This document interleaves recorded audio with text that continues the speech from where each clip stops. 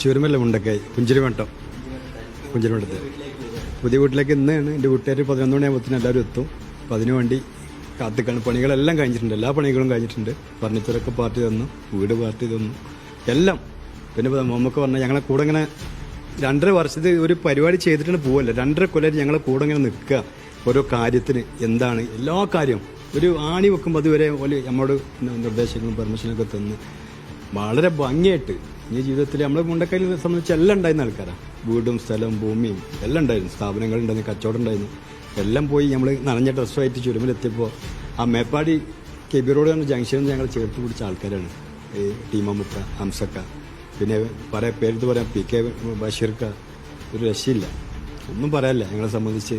ഇനി സന്തോഷമായിട്ട് ഇനി കുടുംബമായിട്ട് ഇവിടെ താമസിക്കുക, ജീവിക്കുക എന്നുള്ളതാണ്. വീട് മാത്രമല്ല, ഞങ്ങൾ നനഞ്ഞ ഡ്രസ്സ് എല്ലാം ഉണ്ടായിരുന്ന ആൾക്കാരാണ്. നാട്ടിലെല്ലാം നനഞ്ഞ ഡ്രസ്സുമായിട്ട് വന്നതാണ്. പിന്നെ അതിലുപരി ഞങ്ങളെ കൂടപ്പറപ്പിങ്ങൾ മരണപ്പെട്ടു പോയ ആൾക്കാർക്കൊക്കെ ഒരുമിച്ച് കിടക്കാനുള്ള സൗകര്യം പുത്തുമല സ്ഥലത്ത്. അതൊക്കെ പറയാൻ കഴിയില്ല ഞങ്ങൾക്ക്. ഞങ്ങൾ പാർട്ടി ചെയ്തേക്കുന്ന കാര്യങ്ങൾ ഞങ്ങൾക്ക് ഇനി പറയാനുള്ളത്, ഞങ്ങളെ തലമുറനോടും പറയാനുള്ളത്, പാർട്ടിനെ ഒപ്പം നിൽക്കുക, പാർട്ടിനെ ചേർത്ത് പിടിക്കുക എന്നുള്ളതാണ്. ഇതൊന്നും ഞങ്ങൾക്ക് പറയാനില്ല. ഇതിൽ കൂടുതൽ എന്താണ് ഒരു വീട് ഒരു മനുഷ്യൻ്റെ സ്വപ്നമാണ്. വീട് മാത്രമല്ലല്ലോ, എല്ലാം 2.5 കൊല്ലമായിട്ട് ഞങ്ങൾ കൂടെ അങ്ങനെ നിൽക്കുകയാണ് ഒരുമിച്ച്. പാർട്ടിയും സംവിധാനവും തങ്ങളുടെ നിർദ്ദേശപ്രകാരം ജില്ലാ കമ്മിറ്റി ആവട്ടെ, മണ്ഡലമാവട്ടെ, പഞ്ചായത്ത് കമ്മിറ്റി ആവട്ടെ, എല്ലാവരും ഹംസക്ക, അസർഫക്ക, പഞ്ചായത്ത് ഭാരവാഹികൾ, പിന്നെ പേരെടുത്ത് വേണ്ടപ്പോൾ മോമുക്ക, എല്ലാ ദിവസവും ഞങ്ങൾ ഏത് നട്ടപ്പാതിലേക്ക് ഫോൺ വിളിച്ചാലും എടുത്ത് ഞങ്ങൾക്ക് വേണ്ടിയിട്ട് കാര്യങ്ങൾ ചെയ്യാം. പിന്നെ വീടുകളിൽ ഡോക്ടേഴ്സ് ഇന്ന് വരെ രാവിലെ ഡോക്ടർമാർ വന്ന് വാപ്പാൻ്റെ കാര്യങ്ങൾ അത്രയും ഞങ്ങളെ കാര്യങ്ങൾ ഞങ്ങൾക്ക് പോരും. ഞങ്ങൾ എവിടെയും തല താത്തരുത് ഞങ്ങൾ പാർട്ടിക്ക് അത്ര പിന്നെ ഇതുണ്ട്. അത് ഞങ്ങൾക്ക് വീട്ടിലേക്ക് വേണ്ട സാധനങ്ങളൊക്കെ ഞങ്ങൾ പോയി ഒന്നും മേടിക്കരുത് എന്നുള്ള ഇതൊന്ന് അയച്ച് ഒരു വണ്ടിയായിട്ട് വീട്ടിൽ എത്തിച്ചേരും സാധനങ്ങൾ. ഇപ്പോൾ തന്നെ കൂടാതെ സാധനം കംപ്ലീറ്റ് ഒരു മാസത്തേക്കുള്ള സാധനങ്ങൾ എത്തിച്ചു വന്നു. ദുരിതബാധിതരുടെ വാക്കുകൾ കേൾക്കുമ്പോൾ നിങ്ങളുടെ മനസ്സൊന്നും പിടക്കുന്നില്ലേ? അല്ലേ? നിങ്ങൾക്ക് നിങ്ങളുടെ കണ്ണ് നിങ്ങളറിയാതെ നിറയുന്നില്ലേ? അപ്പോൾ ആ പാർട്ടി, നമ്മളിത് കുറേ കാലങ്ങളായിട്ട് പറഞ്ഞ കാര്യമാണ്. പാർട്ടി മനസ്സിലാക്കിയ ഒരു സത്യമുണ്ടായിരുന്നു, യാഥാർത്ഥ്യം. അല്ലേ?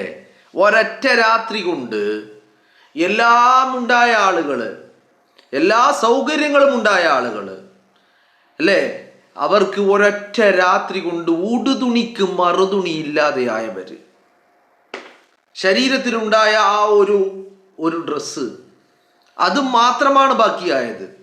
അല്ലാത്തതെല്ലാം നഷ്ടപ്പെട്ടു.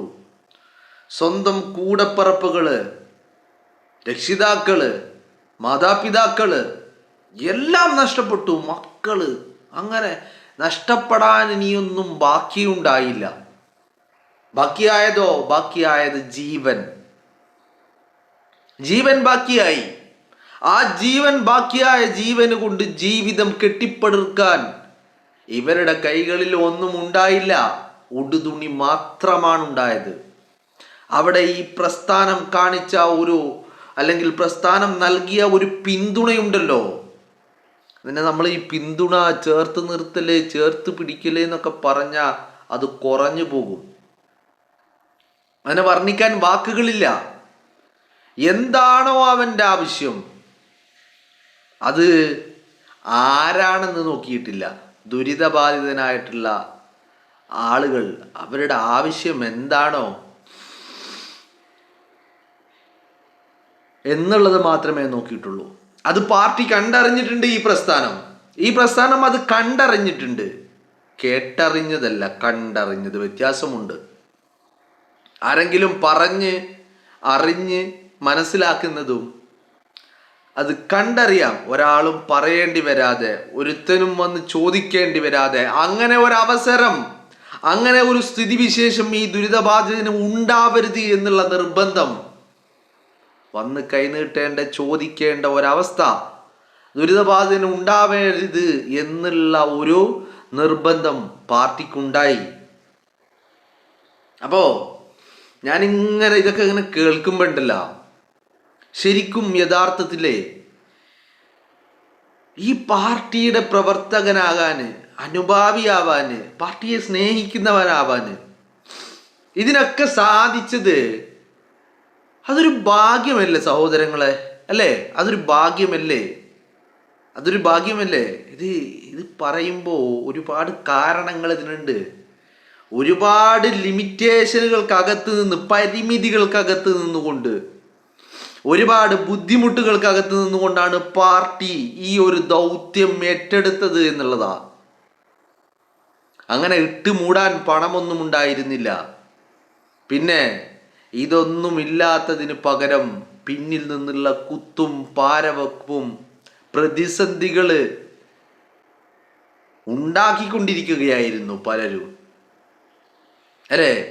അവിടെ അതൊക്കെ ഒരു ഊർജമാക്കി മാറ്റിയിട്ട്, അതിനെയൊക്കെ ഒരു ഇന്ധനമാക്കി മാറ്റിയിട്ട് പാർട്ടി അങ്ങനെ എണ്ണയിട്ട യന്ത്രം പോലെ പ്രവർത്തിച്ചു. ഞാൻ കഴിഞ്ഞ വീഡിയോയിൽ ഞാൻ നിങ്ങളോട് പറഞ്ഞു, ഒരു ഘട്ടത്തിൽ ഈ പാരപണിയലുകളെ സഹിക്കവയ്യാതെ വന്നപ്പോൾ പാർട്ടിയുടെ പ്രവർത്തകർ ഒരു സമയത്ത് രംഗത്തേക്ക് ഇറങ്ങാൻ വരെ തയ്യാറായ ഘട്ടമുണ്ടായിരുന്നു. എന്ന് പറഞ്ഞാൽ ഈ പദ്ധതിയെ മുടക്കാൻ 1000 ആളുകൾ പ്രവർത്തിച്ചു കൊണ്ടിരിക്കുകയായിരുന്നു. എന്നിട്ട് എന്തുണ്ടായി എന്ന് ചോദിച്ചാൽ, ലീഗ് നൽകിയ വീടുകളിൽ ഈ ദുരിതബാധിതരായിട്ടുള്ള മനുഷ്യര്, ആ പാവങ്ങള് നമുക്കിത് പറയാൻ മാത്രമേ കഴിയുള്ളൂ സഹോദരങ്ങളെ. നമുക്കിത് ഈ ഒരു ഘട്ടത്തിൽ ഞാനോ നിങ്ങളോ ആയിരുന്നെങ്കിൽ നമ്മളെ കൊണ്ട് നിങ്ങളൊന്ന് ആലോചിച്ച് നോക്കൂ. ആ ഒരു രാത്രി ലൈവായിട്ട് ആ ദുരന്തം കണ്ണുകൊണ്ട് കാണേണ്ടി വന്നിരുന്നെങ്കിൽ തകർന്നു പോയിട്ടുണ്ടാകുമായിരുന്നു.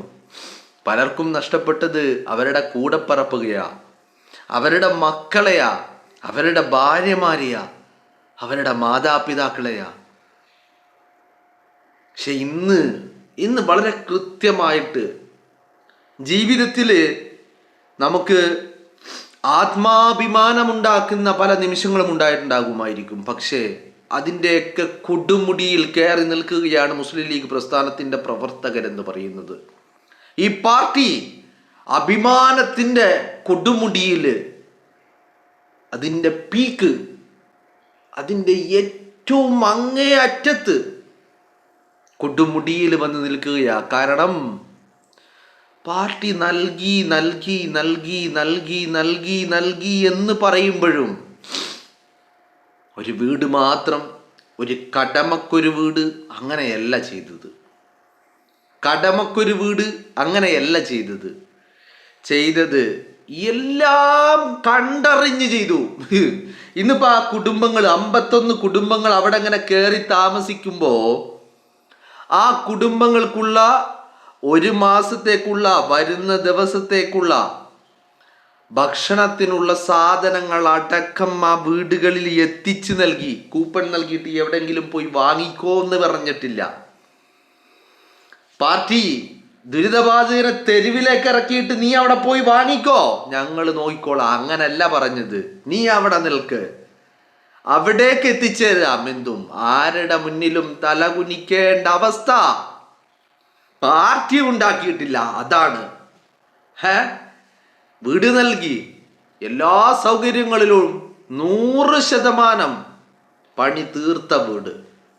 ആ വീട്ടിലേക്ക് വേണ്ട, നിങ്ങളൊന്ന് ആലോചിക്കണം. കാരണം ഈ ഒരു രാത്രി കൊണ്ട് ഉടുതുണിക്ക് മറുതുണി ഇല്ലാതെയായവൻ അതൊരു വെറും വാക്കല്ല, അത് അതൊരു യാഥാർത്ഥ്യമാ. ഒന്നും ഉണ്ടായില്ല കയ്യില്, കാലിക്കയ്യുമായിട്ട് ആ ഒരു മുണ്ടക്കൈ, ചൂരൽമല, പുഞ്ചിരിമറ്റം എന്നൊക്കെ പ്രദേശത്ത് നിന്ന് ഇങ്ങനെ നിരാശയോടെ, വേദനയോടെ, സങ്കടത്തോടെ, ഒരു ഭാഗത്ത് വീടുകൾ നഷ്ടപ്പെട്ട്, കിടപ്പാടം നഷ്ടപ്പെട്ട്, സമ്പാദിച്ചതെല്ലാം നഷ്ടപ്പെട്ട്, എല്ലാം നഷ്ടപ്പെട്ട്, അതിൻ്റെ കൂടപ്പിറപ്പുകൾ കൂടി നഷ്ടപ്പെട്ടതിൻ്റെ വേദനയിൽ അവിടെ നിന്ന് ഇറങ്ങി വന്നവർക്ക് ഒരു വീടായിരുന്നില്ല വേണ്ടത്, മറിച്ച് അതിന് പുനരധിവാസം എന്നല്ല പറയുന്നത്. പുനരധിവാസം എന്ന് പറഞ്ഞാൽ നഷ്ടപ്പെട്ടതിനൊന്നും പകരമാകില്ലെങ്കിലും, ആയാലും ശരി ആയില്ലെങ്കിലും ശരി, പക്ഷേ എല്ലാം വേണം. അപ്പോൾ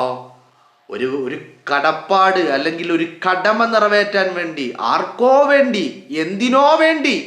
എന്തിനോ വേണ്ടി ഓക്കാനിച്ചതല്ല പാർട്ടി.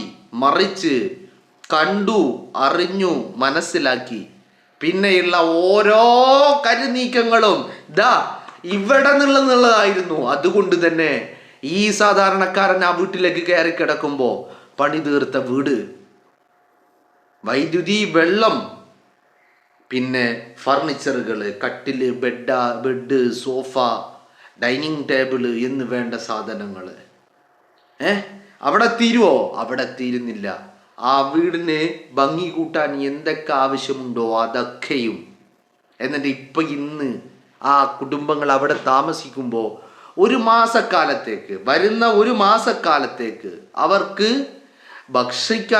ഭക്ഷണം കഴിക്കുവാൻ വേണ്ട എല്ലാ സൗകര്യങ്ങളും, അതിന് വേണ്ട സാധനങ്ങൾ, ഡേ ടു ഡേ ലൈഫിൽ അവർക്ക് ഭക്ഷണത്തിന് വേണ്ടിയുള്ള എല്ലാ സാധനങ്ങളും അതുകൂടി അതിൻ്റെ കൂടെ.